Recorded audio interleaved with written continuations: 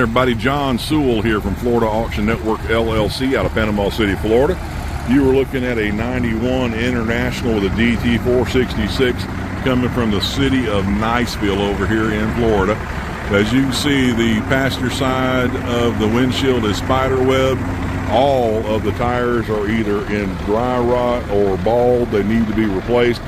It is an operational truck according to the City of Niceville. We put jump packs on it, fired right up. As you can see, there's no smoke coming out of the exhaust pipe. The machine seems to be fully operational. It did take gear well forward and backward.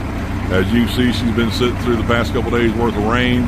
We've got some water coming out of the bed right now, so that's a pretty good sign that it holds water and it's coming out where it should. The bed looks like it's in pretty good shape. I don't see anything spewing, spurting, or leaking hydraulic fluid.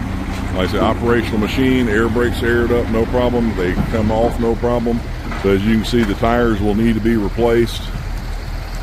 The bed goes all the way up as it should.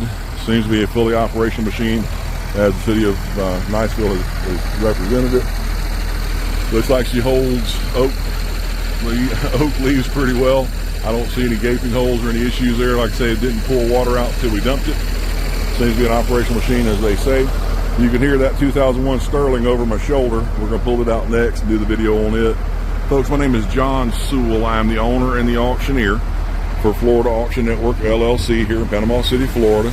This truck is going to be sitting over in Niceville at one of their yards. You'll be responsible for going over and jumping it off and taking it with you. If you have any questions, my name is John Sewell. I'm the owner and the auctioneer. You can reach me at 850-896-2343.